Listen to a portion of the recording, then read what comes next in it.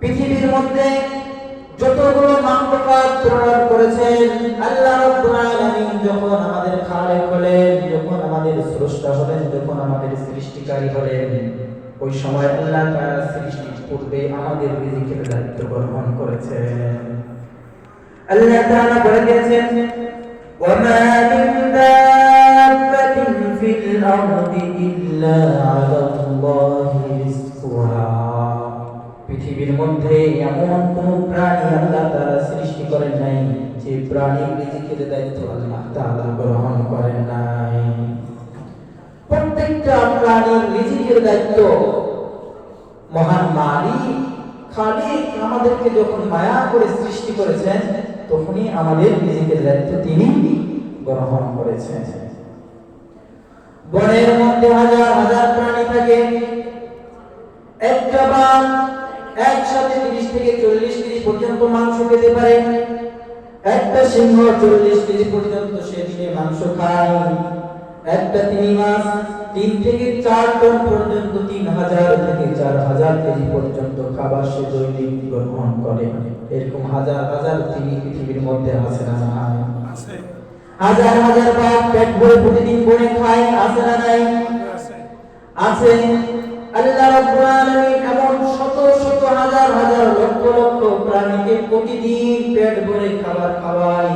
পৃথিবীর মধ্যে এমন কোন ইতিহাস নাই কোন একটা প্রাণী খাবারের অভাবে মারা গিয়েছে। খাদ্যের সংকটের কারণে আল্লাহর কোন সৃষ্টিজীব মারা গিয়েছে এমন কোন ইতিহাস পৃথিবীর মধ্যে নাই। কিন্তু বর্তমানে খাদ্যের সংকটে মানুষ মারা যাচ্ছে এমন খবর আমরা প্রতিদিনই আমাদের সামনে আসছে কিনা? গত সপ্তাহ আপনারা শুনেছেন রাজশাহীতে এক ভাই নিজের মেয়ে, তারপর নিজের সন্তান ছেলে, এরপর নিজের স্ত্রীকে নিজ হাতে হত্যা করেছে। হত্যা করার পরে সে একটা চিঠি লিখেছে যে ঋণের বোঝা আর অর্থের সংকটের কারণে আমরা সপরিবারে দুনিয়া থেকে বিদায় নিলাম। এরপরে সে নিজেকে আত্মহত্যা করে পৃথিবী থেকে বিদায় নিয়েছে। কারণ কি? অর্থের সংকট, ঋণের বোঝা। এমন ঘটনা আমাদের দেশে প্রতিনিয়ত ঘটে যাচ্ছে। অর্থের সংকটের কারণে মানুষ মারা যাচ্ছে।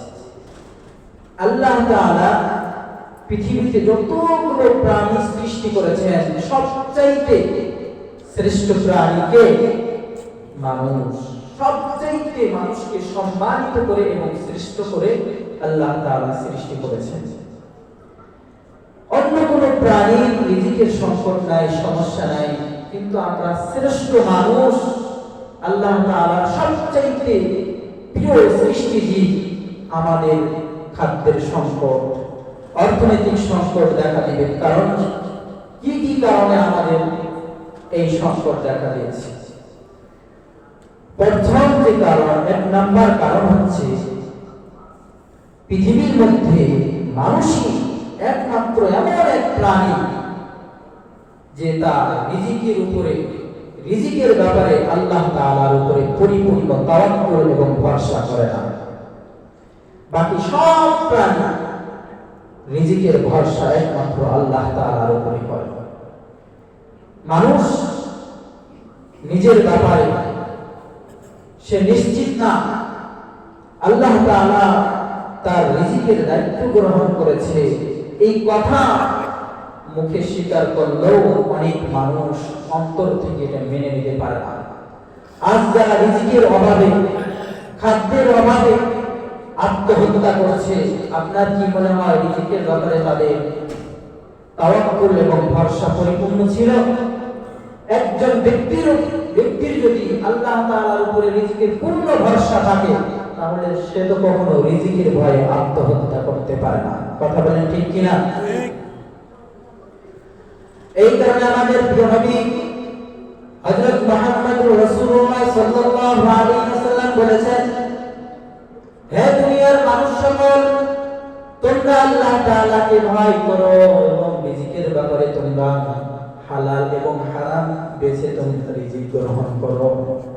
হে দুনিয়ার মানুষ সকল, তোমরা স্মরণ রাখো আল্লাহ তাআলা তোমাদের তাকদীরের মধ্যে যে রিজিকের ফয়সালা করে দিয়েছেন, সেই রিজিকটা যতদিন পর্যন্ত পূর্ণ না হবে ততদিন পর্যন্ত তুমি মৃত্যুবরণ করবে না। তোমার রিজিকের যে ফয়সালা হয়েছে সেটা তোমার কাছে আসবেই। মৃত্যু যেভাবে তোমাকে খুঁজতে থাকে, তুমি জেনে রাখো তোমার রিজিকও তোমাকে একইভাবে মৃত্যুর আগে আগে তোমার রিজিকও তোমাকে খুঁজে। ওই রিজিকটা তোমার মধ্যে না যাওয়া পর্যন্ত মৃত্যু তোমার নাগাল পাবে না। যে রিজিক আল্লাহ তাআলা তোমার তাকদীরে লিখে দিয়েছেন সেই রিজিক তোমার কাছে পৌঁছবেই। হয়তো এটা পৌঁছতে তোমার বিলম্ব হচ্ছে। এরপরে রাসূল বলেন, তোমরা কি দেখো না একটা পাখি সকালবেলা না খেয়ে অনাহারে খালি পেটে তার বাসা থেকে বের হয় আল্লাহ তাআলার উপরে পূর্ণ ভরসা নিয়ে। আল্লাহ তাআলার উপরে পূর্ণ ভরসা নিয়ে সে খালি পেটে বের হওয়ার পর সন্ধ্যার সময় যখন সে বাসায় ফিরে, তখন সে আর খালি পেটে ফিরে না, সে ভরা পেটে ফিরে। ও দুনিয়ার মানুষ সকল, তোমরা জেনে রাখো ওই পাখির মতো যদি তোমাদের তাওয়াক্কুল থাকতো, ওই পাখির যেমন আত্মবিশ্বাস ছিল, শুধু পাখি না বরং আল্লাহ তাআলার প্রতিটি প্রাণী যখন সকালে বের হয়, খালি পেটে বের হয়, তখন আল্লাহ তাআলার উপরে তাওয়াক্কুল করে বের হয়। ওই পাখির মতো যদি তোমাদের আল্লাহ তাআলার উপরে ভরসা থাকতো, তাহলে তোমরা দুনিয়ার মানুষ জেনে রাখো যখন তোমরা সকালে খালি পেটে বাসা থেকে বের হও, তোমাদের সন্ধ্যাবেলায় তোমরা ভরা পেটে বাসায় ফিরতে। খালি পেটে তোমাদেরকে বাসায় ফিরতে হতো না।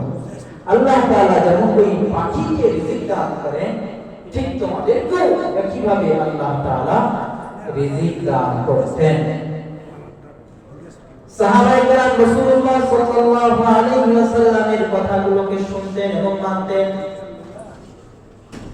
রাসূলুল্লাহ সাল্লাল্লাহু আলাইহি ওয়াসাল্লামের যুগে রাসূলুল্লাহ সাল্লাল্লাহু আলাইহি ওয়াসাল্লাম হযরত আবু উবাইদা রাদিয়াল্লাহু তাআলা আনহুর নেতৃত্বে একটি সারিয়া প্রেরণ করেছিলেন।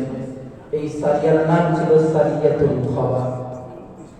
হযরত আবু উবাইদা রাদিয়াল্লাহু তাআলা আনহুকে 300 জন সাহাবী নিয়ে মক্কার একটি কাফেলার পথকে প্রতিরোধ করার জন্য রাসূলুল্লাহ সাল্লাল্লাহু আলাইহি ওয়াসাল্লাম হযরত আবু উবাইদাকে আমির নিযুক্ত করে সারিয়া প্রেরণ করলেন। হযরত জাবের রাদিয়াল্লাহু তাআলা আনহু বলেন, রাসূলুল্লাহ সাল্লাল্লাহু আলাইহি ওয়াসাল্লাম যখন আমাদেরকে প্রেরণ করেছিলেন, তখন আমাদের সাথে অল্প একটু খেজুর দিয়েছিলেন, থলেতে করে সামান্য খেজুর দিয়েছিলেন। কিছুদিন যেতে না যেতেই সেই খেজুর শেষ হয়ে গেল। হযরত আবু উবাইদা আদেশ করলেন যে তোমরা এখন থেকে উট জবাই করা শুরু করো। প্রতিদিন 3টা করে উট জবাই করা হতো। 3 দিন পর হযরত আবু উবাইদা রাদিয়াল্লাহু তাআলা আদেশ করলেন, এইভাবে আর উট জবাই করা যাবে না। যদি আমরা প্রতিদিন এইভাবে উট জবাই করতে থাকি তাহলে আমাদের বাহন শেষ হয়ে যাবে। আমরা কিভাবে সফর করব, কিভাবে আবার আমরা রাসূলের সেই মদিনায় ফিরব? সুতরাং এখন থেকে আর উট জবাই করা যাবে না। হযরত আবু উবাইদা বললেন, তোমাদের মধ্যে যার যে খাবার আছে সেই খাবারগুলো তোমরা একত্রিত করো। যার কাছে যে খাবার ছিল সব খাবারগুলোকে একত্রিত করা হলো। হযরত জাবের রাদিয়াল্লাহু তাআলা আনহু বলেন, এরপর আমাদের ওই সারিয়ার আমির হযরত আবু উবাইদা প্রতিদিন আমাদেরকে কয়েকটা করে খেজুর দিতেন। এইভাবে খেজুর খেতে আমাদের এই পর্যায়ে খেজুর শেষ হয়ে গেল। এরপর রাবী জিজ্ঞাসা করলেন, এরপরে আপনারা কি খেতেন? হযরত জাবের রাদিয়াল্লাহু তাআলা বলেন, এরপর আমাদের আমির আমাদেরকে একটি করে মাত্র খেজুর দিতেন, সারা দিনের জন্য একটি খেজুর দিতেন। রাবী জিজ্ঞাসা করলেন, একটি খেজুর দ্বারা আপনারা কি করতেন? একটি খেজুর দ্বারা কি দিন পার করা যায়? হযরত জাবের রাদিয়াল্লাহু তাআলা বলেন যে আমরা খেজুর খাওয়ার পর সেই আটিটাকে ফেলে দিতাম না, বরং আমরা ওই আটিটা মুখে নিয়ে পানি দিয়ে গিলে খেতাম, পানি নিতাম আর সেটা চুষতাম। এইভাবে আমাদের সকাল থেকে সন্ধ্যা পর্যন্ত যেত। এইভাবে আমরা চলতে থাকি। তবে আমাদের পূর্ণ ভরসা ছিল যে মুহাম্মদ রাসূলুল্লাহ তাআলার উপরে তাওয়াক্কুল করে আমাদের থলে খেজুর দিয়ে আমাদেরকে প্রেরণ করেছে। আল্লাহ তাআলা সেই রব আমাদেরকে এখানে না খেয়ে মারবেন না। আমরা পথ চলছিলাম, চলতে চলতে হঠাৎ করে দেখলাম সমুদ্রের পাশে কি যেন একটি টিলার মতো উঁচু দেখা যাচ্ছে। কাছে গিয়ে দেখলাম এটা কোনো টিলা নয়, বরং এটি হলো একটি মাছ, যার দৈর্ঘ্য ছিল 50 হাত, 50 গজ দৈর্ঘ্যের একটি মাছ, আম্বার তথা একটি তিমি মাছ। হযরত জাবের রাদিয়াল্লাহু তাআলা বলেন, এই মাছটা এত বড় ছিল, যার চক্ষু থেকে আমরা মটকার আমরা চর্বি বের করেছি। ওই চোখের স্থানটাকে এক সময় উঠিয়ে ফেলা হয়। হযরত আবু উবাইদা আমাদের মধ্যে থেকে 13 জনকে আদেশ করলেন যে তোমরা সেখানে প্রবেশ করো। মাছটা এত বড় ছিল যে ওই চোখের পটরের স্থানে আমাদের 13 জনের জায়গা হয়ে গিয়েছিল। শুধু তাই নয়, বরং তিনি বলেন আমাদের আমির আবু উবাইদা রাদিয়াল্লাহু তাআলা ওই মাছের একটা হাড়কে মাটিতে পুঁতেছিল। তার মাছের হাড়গুলো এত উঁচু ছিল যে ওই হাড়ের নিচ দিক দিয়ে আমাদের একটা রসদ ভর্তি একটা ওট ওখান দিয়ে চলতে পারত, তবুও তার নাগাল এত বড় একটা মাছ আল্লাহ তাআলা আমাদের জন্য সমুদ্র থেকে বের করে দিয়েছিলেন। সেই মাছ আমরা 1 মাস ব্যাপী খেলাম। খানার অভাবে আমরা চিকন হয়ে গেছিলাম, শুকিয়ে গিয়েছিলাম, কিন্তু 1 মাস ব্যাপী আমরা সেই মাছ খাওয়ার কারণে আবার আমরা আগের মতো মোটা তাজা হয়ে গেলাম। এরপর যখন আমাদের এখান থেকে রওনা হওয়ার সময় হলো, আমরা 1 মাসের খাদ্য কিন্তু সিদ্ধ করে নিয়েছিলাম। এরপর আমাদের সফর শেষ হলো, আমরা রাসূলুল্লাহ সাল্লাল্লাহু আলাইহি ওয়াসাল্লামের কাছে গিয়ে আল্লাহ তাআলার এই নিয়ামতের কথা শোনালাম।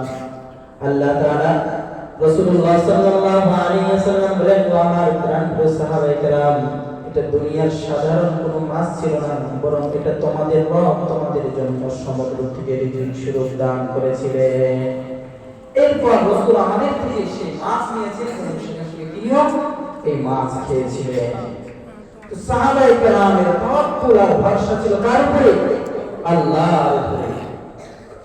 আল্লাহর উপরে যখন আমাদের পরিপূর্ণ তাওয়াক্কুল, পরিপূর্ণ ভরসা আসবে যে আল্লাহ তাআলা আমাকে রিজিকের অভাব, রিজিকের সংকট এটা আমার বেশি দিন থাকবে না, আল্লাহ একদিন না একদিন আমাকে এখান থেকে বের করে ভালো অবস্থা এনে দিবেন, এমন যদি আমরা পশু প্রাণী যেভাবে আল্লাহর উপরে তাওয়াক্কুল করে এমন যদি তাওয়াক্কুল আমরা করতে পারি, আল্লাহ তাআলা আমাদেরকে এই সংকট দিবে না, এই সংকট বেশি দিন আমাদের উপরে রাখবে না।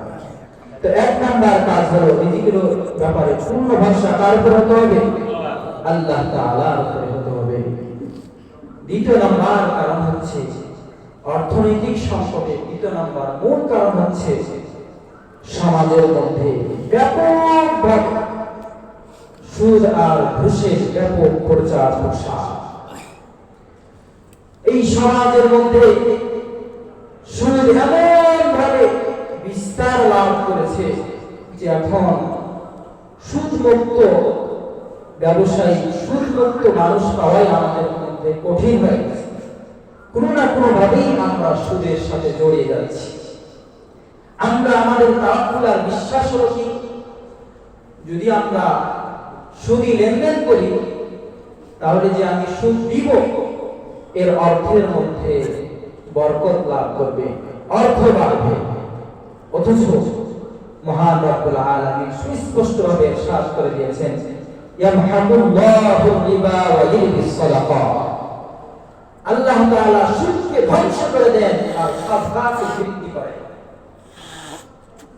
সুদী লেনদেনের কারণে শুধুমাত্র এক পক্ষ গরিব হতে থাকে আর এক পক্ষ বড়লোক হতে থাকে। বাহ্যিকভাবে এমনটা দেখা গেলেও বিষয়টা কিন্তু এমনটা নয়। যদিও একদিক দিয়ে ঠিক আছে, এক পক্ষ শুধুমাত্র গরিব হতে থাকে, আর এক পক্ষকে যদিও আমরা বাহ্যিকভাবে দেখি সে বাড়তে থাকে, কিন্তু বাস্তবিক অর্থে সুদে কখনো মানুষের সম্পদকে বৃদ্ধি করতে পারে না। 1 বছরে যে ব্যক্তি 10 লক্ষ টাকা সুদ গ্রহণ করেছে, এক বছর পরে আল্লাহ রাব্বুল আলামিন তার এমন একটা বিপদ দেয়, 10 লক্ষ টাকার বিপরীতে তার 20 লক্ষ টাকা তার ক্যাশ থেকে একেবারে চলে যায়। সে কল্পনাও করতে পারে না যে আমার এত টাকা কিভাবে চলে যাচ্ছে। সে মনে করে আর যদি আমি সুদের 10 লক্ষ টাকা না নিতাম, এত বড় আমি একটা মায়ের খাইলাম, এত বড় আমার একটা অসুখ হলো, এত বড় একটা রোগ হলো, কিভাবে আমি আমার এই রোগ সারাতাম। কিন্তু সে জানে না যে সে যদি সুদ গ্রহণ না করতো তাহলে আল্লাহ তাআলা তাকে এই বিপদ দিতই না।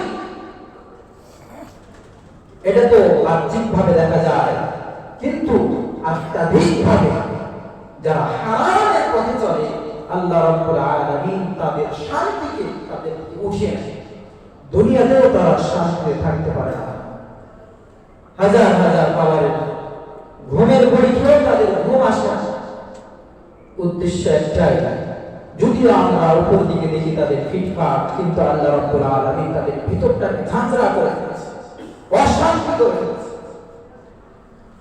এই কারণে আল্লাহ রাব্বুল আলামিন বলেন, যারা তোমরা নিজেদেরকে ঈমানদার মনে করো, সূরাতুল বাকারা 178 নম্বর আয়াতে আল্লাহ রাব্বুল আলামিন বলেন, ইয়া আইয়ুহাল্লাযীনা আমানু তাকুল্লাহা ওয়া যারু মা বাকিয়া মিনার রিবা ইন কুনতুম মুমিনিন। ইয়া আইয়ুহাল্লাযীনা আমানু তাকুল্লাহ, হে ঈমানদার, হে ঈমানদার, যারা তোমরা নিজেদেরকে ঈমানদার বলে দাবি করছো তাদেরকে বলছি, হে ঈমানদার, ওয়াত্তাকুল্লাহ, তোমরা আল্লাহকে ভয় করো। কেন ভয় করো? ওয়াদারু মা বাকিয়া মিনার রিবা, এতদিন পর্যন্ত সুদকে তোমরা যেভাবে সেভাবে গ্রহণ করেছো, সেভাবে নিয়েছো, সেভাবে দিয়েছো, তবে এখন থেকে তোমাদের উপরে বিধান জারি হয়ে গেল, ওয়াদারু মা বাকিয়া মিনার রিবা, অবশিষ্ট যে সুদ আছে এটাকে তোমরা ছেড়ে দাও। ইন কুনতুম মুমিনিন, যদি তোমরা মুমিন হয়ে থাকো। যদি তোমরা নিজেদেরকে মুমিন আর মুসলমান বলে দাবি করো, তাহলে তোমরা আর সুদী লেনদেন করো না। সুদী লেনদেনকে তোমরা একেবারেই বাদ দিয়ে দাও। এই সুদী লেনদেন যারা করে, এদের মধ্যে আমাদের সমাজে দুই শ্রেণীর লোক আছে। এক শ্রেণীর লোক এমন আছে যারা জানে, বুঝে যে এটা হারাম, তা সত্ত্বেও তারা এখান থেকে বের হতে পারে না। এক শ্রেণীর লোক এমন আছে, আছে না নাই? আরেক শ্রেণীর লোক এমন আছে, সুদ যে হারাম, সুদ যে একটা জঘন্যতম পাপ। কত বড় পাপ! রাসূলুল্লাহ সাল্লাল্লাহু আলাইহি ওয়াসাল্লাম এই বিষয়ে দুইটা হাদিস বলেছেন। এক নাম্বার হাদিস হচ্ছে, 1 টাকা সুদ গ্রহণ করা এর গুনাহ 70 বার জিনা করার চাইতেও বেশি। সুবহানাল্লাহ, নাউযুবিল্লাহ। আরেকটা হাদিস আছে যে দুনিয়ার মধ্যে এমন একটা গুনাহ, মাত্র একটা গুনাহ এমন আছে যে গুনাহটা করলে মায়ের সাথে জিনা করার যে পরিমাণ গুনাহ, তদরূপ গুনাহ হয়। আর সেই গুনাহটাই হচ্ছে সুদী লেনদেন করা। সুদী লেনদেনের গুনাহটাই হচ্ছে এমন একটা পৃথিবীর মধ্যে এমন একটা গুনাহ, যে গুনাহটা করা আর মায়ের সাথে জিনা করার সমপরিমাণ গুনাহ। এত মারাত্মক কোনো গুনাহ দুনিয়ার মধ্যে নেই। কিন্তু আমাদের সমাজে এক শ্রেণীর লোক আছে, সুদ হারাম, এটা না জায়েজ, এটা ইসলামে জায়েজ নাই, এই কথা অন্তর থেকে স্বীকার করে না। যদি তাই হতো তাহলে অনেক ইমাম সাহেব সুদ বিষয়ে আলোচনা করার কারণে অনেক ইমাম সাহেবের আর মসজিদ থেকে চাকরি হারাতে হতো না। কথা বলেন ঠিক কিনা? তারা মনে করে এটা তো হালাল জিনিস। সুদকে কি করে নামকরণ করা হয়েছে এখন? ইন্টারেস্ট, মুনাফা।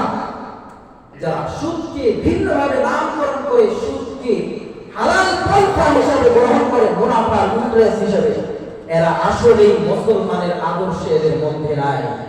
এরা ইন্টারেস্ট আর মুনাফা নামে সুদকে ব্যবসা যেভাবে হালাল এইভাবে বৈধতা দিতে চায়। আর এই আদর্শ ছিল আবু লাহাব, উতবা, শাইবা। রাসূলুল্লাহ সাল্লাল্লাহু আলাইহি ওয়াসাল্লামের কঠোর কাফের মুশরিকদের একটা বৈশিষ্ট্য ছিল, তারা বলতো সুদ আর ব্যবসা তো একই।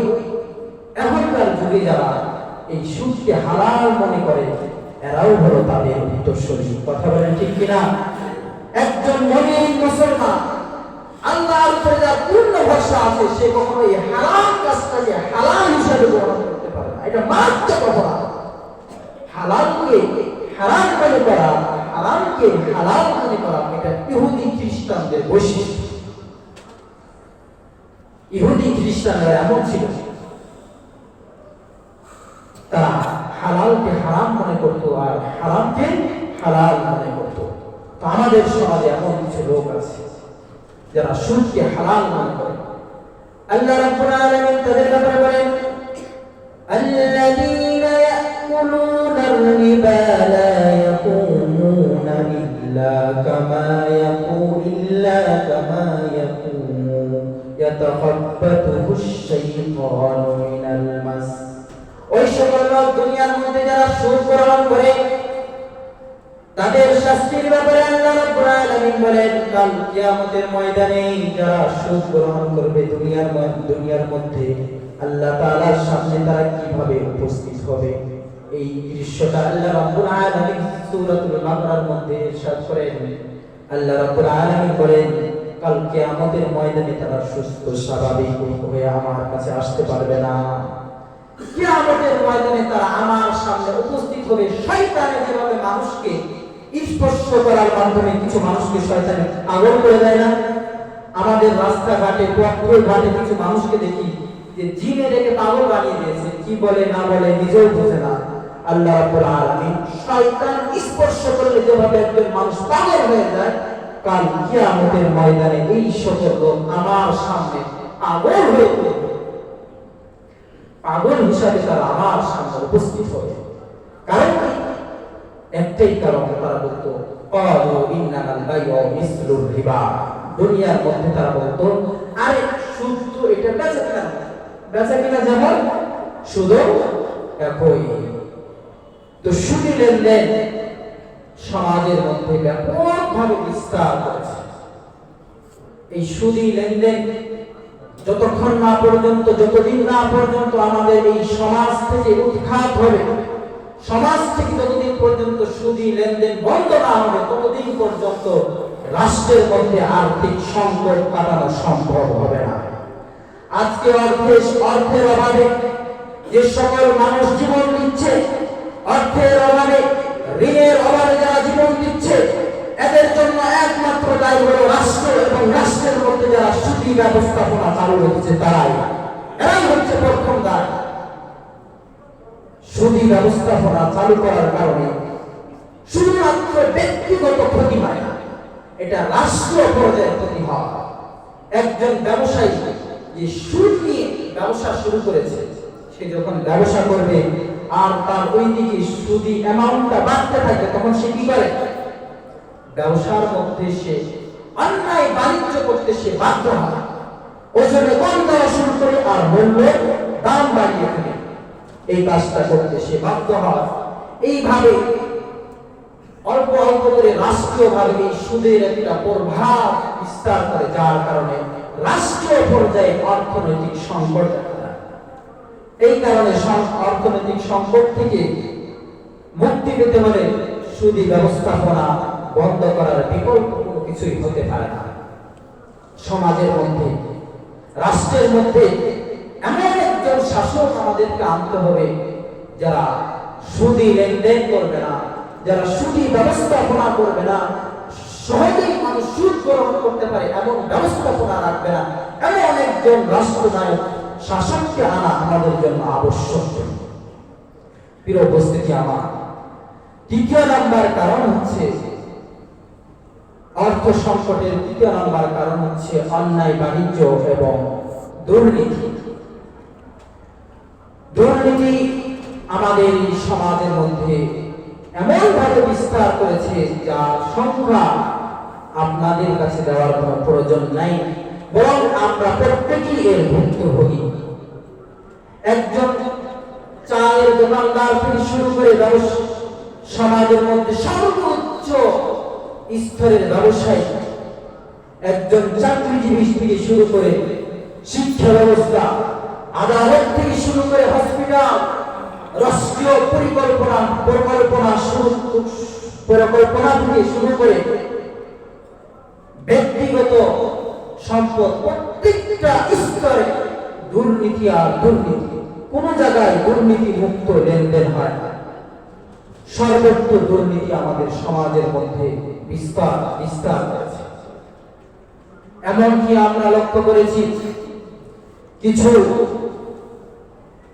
অসাধু ব্যবসায়ী ক্ষমতার লোভ দেখিয়ে, ক্ষমতার প্রভাব খাটিয়ে আল্লাহ তাআলার প্রাকৃতিক কিছু সম্পদ, সিলেটের সাদা পাথর, রাতের অন্ধকার মানুষের অধিকার, রাষ্ট্রীয় সম্পদ সিলেটের সাদা পাথর, এই কুচক্র মহল থেকে তাদের হাত থেকে রেহাই পায় না। এতটা মানুষ কতটা নিচে চলে গেলে দুর্নীতি করতে করতে, চাঁদাবাজি করতে করতে, অর্থের পাচার করতে করতে মানুষ কতটা নিচে নামতে পারে যে আল্লাহ তাআলার প্রাকৃতিক দৃশ্যগুলো পর্যন্ত তারা খেয়ে ফেলেছে। আমাদের কাছে একটা রিপোর্ট আছে, সমাজের মধ্যে, রাষ্ট্রের মধ্যে যত চুরি, যত ডাকাতি, যত খুন খারাপি, যত চাঁদাবাজি, যত দুর্নীতি, প্রত্যেকটার ক্ষেত্রে সমাজের মধ্যে এলাকার কিছু পেশাহীন নেতার হাত জড়িত আছে। কথা বলেন ঠিক কিনা? এটাই বাস্তব। যে নেতার পেশা শুধুমাত্র রাজনীতি, তার থেকে আমরা দুর্নীতি ছাড়া অন্য কোনো কিছু আশা করতে পারি না। যার পেশা শুধুই রাজনীতি, অন্য কোনো পেশা নাই, তাকে তো জীবন পার করতে হবে, তাকে সংসার চালাতে হবে কিনা, তাকে তার জীবনটাকে ঠেলে নিয়ে যেতে হবে। সে কিভাবে নিয়ে যাবে? দুর্নীতি করা ছাড়া তার অন্য কোনো পন্থা থাকবে না। এটাই হলো স্বাভাবিক। এই কারণে সামনে আমাদের নির্বাচন আসছে, ইলেকশন আসছে, হয়তো ফেব্রুয়ারিতে হবে। উক্ত নির্বাচনে আমাদের আমরা যারা দল করি, প্রত্যেক দল থেকে এমন একজন ব্যক্তিকে কমিশন দেওয়ার দরকার, নেতা হওয়ার পারমিশন এমন একজন ব্যক্তিকে দেওয়ার দরকার যার রাজনীতি করা ছাড়াও ভালো একটা পেশা আছে, তাই সেটা হোক চাকরি অথবা ভালো কোনো ব্যবসা। এবং আমরা যারা নিজেদের ভোট, নিজেদের আমানত আমরা যারা দিব, প্রত্যেকের কাছে নিজের আমানত এমন জায়গায় দেওয়া দরকার যে আমানতটা আমি সেখানে দিলে সে আমানতের যথাযথ ব্যবহার হবে। আমার আমানত যদি আমি অন্য জায়গায় ব্যবহার করি, তাহলে অবশ্যই এই কারণে আমাকে কাল কিয়ামতের ময়দানে অবশ্যই জিজ্ঞাসিত হতে হবে। প্রিয় ভাইরা আমার, আজকের সমাজে এই দুর্নীতি, চাঁদাবাজি, অন্যায়ভাবে মানুষের সম্পদ দখল চতুর্দিক দিয়ে আজকের সমাজকে গ্রাস করে ফেলা হয়েছে। এই দুর্নীতি, চাঁদাবাজি থেকে যতদিন পর্যন্ত আমাদের সমাজকে মুক্ত না করতে পারবো, ততদিন পর্যন্ত আমাদের এই সমাজ থেকে অর্থনৈতিক সংকট কাটিয়ে ওঠা আমাদের জন্য সম্ভব হবে না। আমাদের প্রিয় নবী হযরত মুহাম্মদুর রাসূলুল্লাহ সাল্লাল্লাহু আলাইহি ওয়াসাল্লাম যাতে করে মানুষ দুর্নীতি না করে, ভিক্ষা বৃত্তিকে যাতে করে মানুষ বেশি না নেয়, এজন্য আমাদের কর্মস্থান কিভাবে বাড়াতে হবে এই পদ্ধতি আমাদের নবী সাল্লাল্লাহু আলাইহি ওয়াসাল্লাম আমাদেরকে শিক্ষা দিয়েছেন। এক ব্যক্তি অভাবে পড়েছে, রাসূলুল্লাহ সাল্লাল্লাহু আলাইহি ওয়াসাল্লামের কাছে এসে নিজের অভাবের কথা পেশ করেছে। রাসূলুল্লাহ সাল্লাল্লাহু আলাইহি ওয়াসাল্লাম নিজে একটি কুঠার তার কাঁধে উঠিয়ে দিয়ে বললেন, যাও তুমি কাঠ কাটো, বন থেকে কাঠ কেটে সেগুলো বাজারে বিক্রি করে তুমি তোমার সংসার অতিবাহিত করো, তুমি তোমার সংসার চালাও। তবুও তুমি ভিক্ষা বৃত্তি গ্রহণ করো না, দুর্নীতি গ্রহণ করো না, অন্যায়ভাবে অর্থ উপার্জন করাকে নিজের পেশা হিসাবে গ্রহণ করো না। এই কারণে সমাজের প্রত্যেকটা ব্যক্তির জন্য যে কোনো একটা পেশা থাকা দরকার। প্রিয় উপস্থিতি আমার, এছাড়াও আমাদের সমাজে আরো কিছু আমাদের দোষ আছে যেগুলো আমরা অনেকেই জেনে না জেনে করতে থাকি। আল্লাহ রাব্বুল আলামিন যেন আমাদেরকে সকল দুর্নীতি, অন্যায়, অবিচার, জুলুম, নির্যাতন থেকে নিজেদেরকে হেফাজত করে এবং আমাদের উপরে যারা এই ধরনের কাজ করে আল্লাহ তাআলা তাদেরকেও যেন হেফাজত করে। ওয়া আখির দাওয়ানা আলহামদুলিল্লাহি রাব্বিল আলামিন। যারা সুন্নাত পড়ে কবলা জুমা